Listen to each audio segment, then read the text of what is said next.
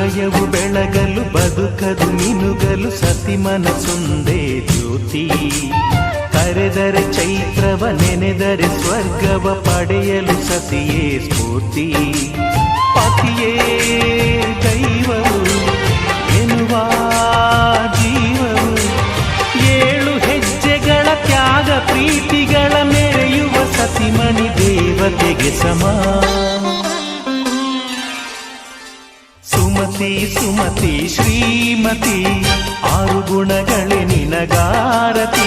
ಮನಕ್ಕೆ ಕೊಡತಿ ಮನೆಗೆ ಗರತಿ.